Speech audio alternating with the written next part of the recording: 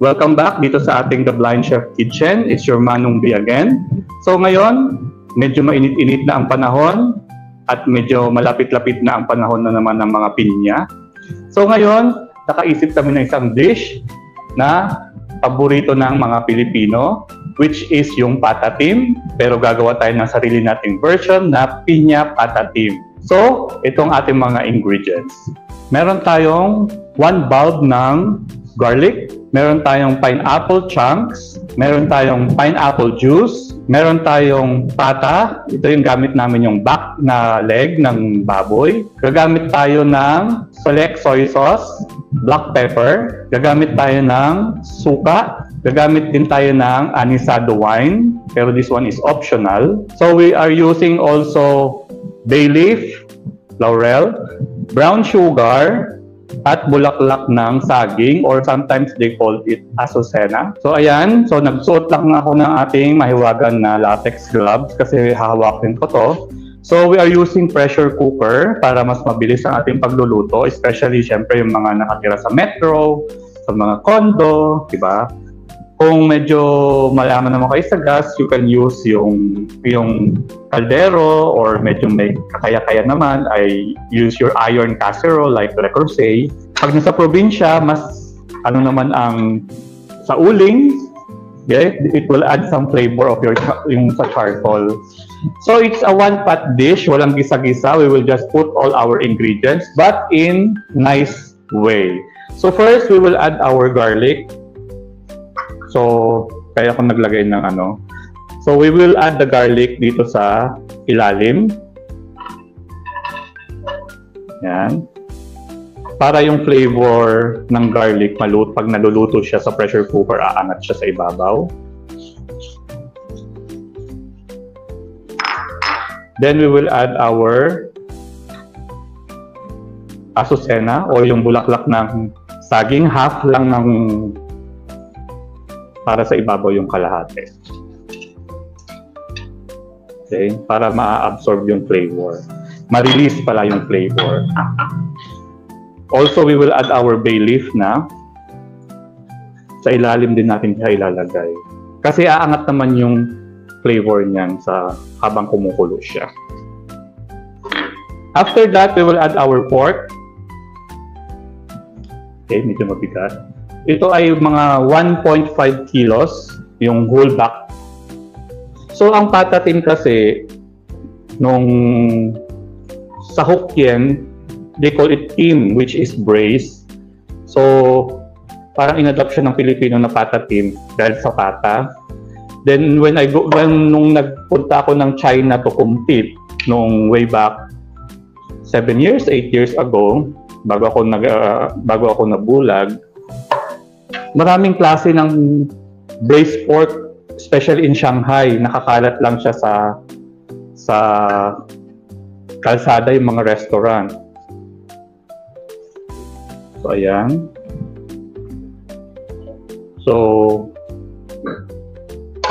I use double gloves. So, I will remove my first glove so that bago ulit yung gloves ko.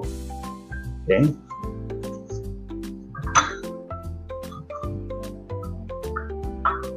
Next, we will add our namoy ko muna para sure. Vinegar.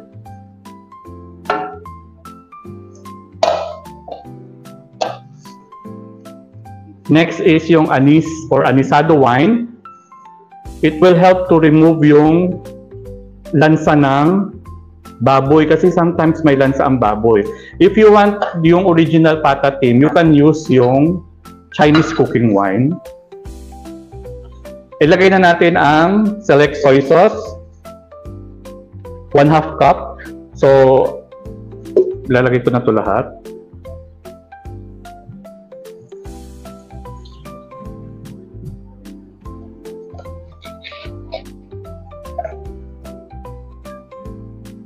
Then, yung ating pineapple juice. Ang pineapple juice kasi it will help yung sweetness. Tapos it helps also to tenderize your meat. Maglalagay tayo ng 1/4 cup ng brown sugar. I use half and half ng light brown and half ng dark. Kasi yung dark sugar or dark brown sugar, meron siyang molasses na pagka-flavor and it helps also na ma-tenderize ang ating meat. Then, ilalagay natin ang water. I have here water, plain water. You can use pork stock if you want, pero ang gusto ko lang ay water. 2 cups of water. Ayan. So, walang sutay-sutay, walang gisa-gisa ito. Then, i-close na natin. Kukunin ko lang yung aking takip. Oh, this is the challenge again. Ay, wait, may nakalimutan ako. I forgot to put yung ating black pepper. So, di ba? It's a challenge talaga.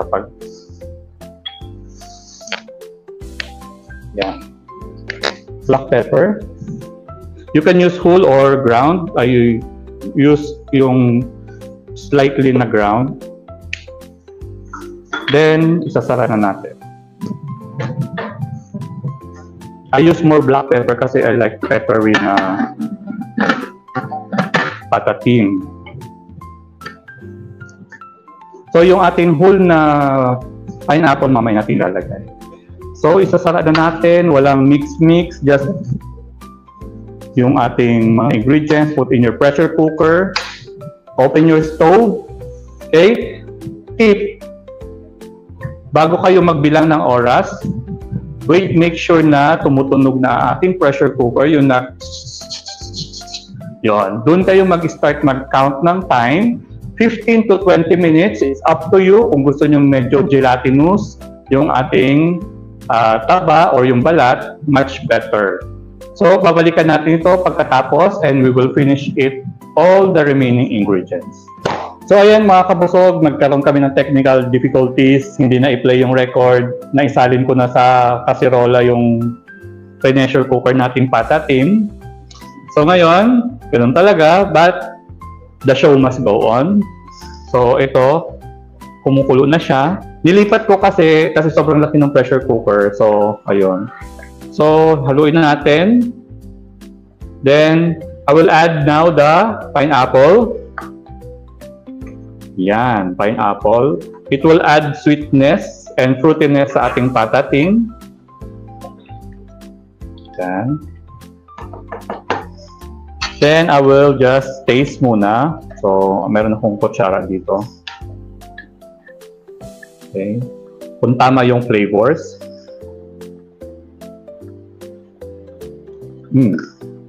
So, yung sweetness ng ating sugar, of course, and the pineapple juice with the saltiness ng ating soy sauce, nag-combine na. At meron distinct flavor yung ating anisado wine. So, I will just cover it.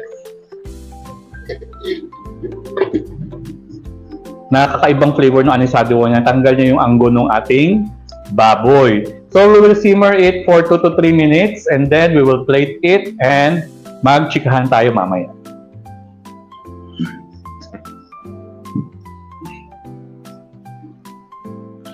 So, ayan mga kabusog, na-plate na. Siyempre, nagpatulong ako ang ating pinya patatim. So, ngayon, titikman natin.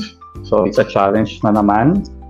So, kukuha tayo sa gilid ng konting laman at saka taba with the sauce itself. Okay. So, sana may makuha tayo. Ayan.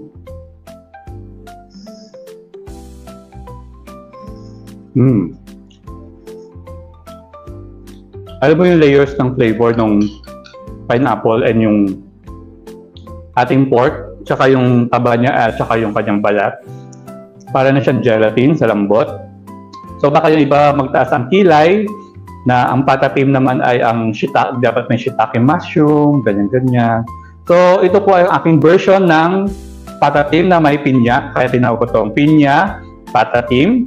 If you want to taste yung mga patatim na original na feel Chinese, you can go to Binondo para makitaste. So yung ibang patatim, they partnered it with kwapao, yung white bread, o parang yung balat ng siopaw.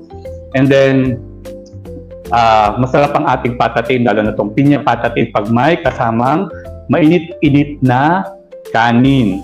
So, ayan mga kabusog, ito ang ating pinya patatim. Hanggang sa susunod at mag-iiwan ako ng isang kasabihan na hindi hadlang ang kapansanan para makapagluto ng masarap na ulam. Hanggang sa susunod, bye-bye!